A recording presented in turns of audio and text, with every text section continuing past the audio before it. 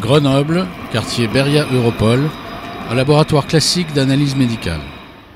Ici, comme dans la plupart des laboratoires, les protocoles d'analyse sont exécutés par des machines automatiques. Et nous faisons des analyses comme des paramètres que bien des gens connaissent, le cholestérol par exemple, la glycémie, l'urée, l'acide urique, la bilirubine, l'amylase et voilà. Donc les réactifs se positionnent ici, dans cette zone-là. Donc on installe tout ça, on lance les calibrations et les contrôles. Lorsque les calibrations et les contrôles sont bons, on peut installer nos sérums. Donc on prend nos sérums tout simplement, on les met dans cette zone qui s'appelle STT, donc la zone sérum. Donc on démarre informatiquement l'analyse. Cet automate gère donc des analyses de biochimie. Mais pour couvrir l'ensemble des analyses d'un bilan biologique, les chaînes d'appareils peuvent atteindre 10 à 20 mètres de long. C'est pourquoi certains laboratoires se sont tournés vers les scientifiques pour leur demander de réfléchir à la miniaturisation des systèmes d'analyse. On est dans la même situation que l'informatique au sortir de la Deuxième Guerre mondiale. Un ordinateur, ça prenait une pièce entière. Et puis, on a réussi à miniaturiser énormément les transistors et donc les ordinateurs. Ce qui fait qu'on est passé de puissance de calcul dans une pièce entière bien inférieure à ce que vous avez dans votre ordinateur ou dans votre téléphone, même portable aujourd'hui. Voilà, donc l'objectif ici, c'est de miniaturiser les systèmes de laboratoire, c'est-à-dire des manipulations de liquide dans des pipettes par exemple. Comment est-ce qu'on peut faire exactement la même opération, mais 10 fois, 100 fois, 1000 fois plus petit. Donc la première approche, ça a été de réaliser des micro-canaux. Imaginons plein de petits canaux de la taille inférieure au millimètre, et de réaliser toutes ces opérations dans une circuiterie très complexe à l'échelle de quelques centimètres carrés. Et là, on est tombé sur des difficultés pour manipuler les fluides à cette échelle-là, pour connecter l'ensemble. Et on s'est dit, trouvons une autre solution. Et l'idée a été de supprimer les canaux et de travailler directement sur les volumes fluides.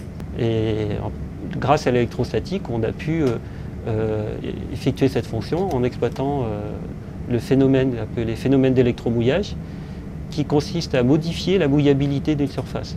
Ici, on a une électrode. Et quand j'actionne cette électrode, la goutte vient ici, j'actionne celle-là, la goutte vient ici, j'actionne celle-là, la goutte vient ici. 2 cm de côté, c'est la taille du laboratoire développé par le CEA Leti.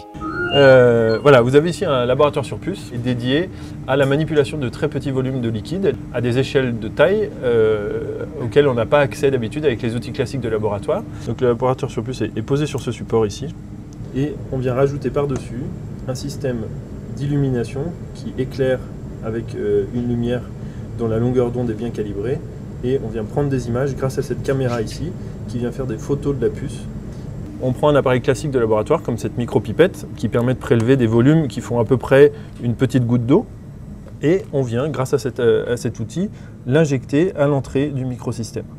Une fois l'échantillon injecté, on va utiliser uniquement une interface logicielle ici pour pouvoir piloter ce petit volume de liquide. Donc cette gouttelette, pour donner un ordre de grandeur, c'est une petite galette qui fait 100 microns d'épaisseur, donc qui fait à peu près l'épaisseur d'un cheveu. On les envoie dans des réservoirs que l'on choisit au préalable, et on va, une fois les avoir mis dans les réservoirs, on va dérouler le protocole biologique avec les réactifs qui sont spécifiques, et on va mesurer en fait l'apparition d'un signal lumineux. Ce laboratoire sur puce atteint aujourd'hui les mêmes limites de sensibilité, les mêmes limites de détection que les appareils classiques du commerce pour les protocoles biologiques de laboratoire. Avec le laboratoire sur puce, la microfluidique vient de trouver sa première application sérieuse. Mais le biologiste Xavier Gidrol a envie de voir encore plus loin. Je pense que ces technologies vont permettre d'individualiser l'analyse biologique. On pourrait concevoir que les gens se fassent de l'autosurveillance médicale de plus en plus. Grâce à leur téléphone par exemple, on peut très bien rêver qu'un jour vous fassiez une analyse médicale complète sur une goutte de salive ou une goutte de votre sang sur votre téléphone portable, grâce à la microfluidique qui permettra sur des tout petits volumes d'analyser des milliers de paramètres concernant votre santé, et qu'on puisse téléphoner les résultats. Un centre hospitalier ou un médecin.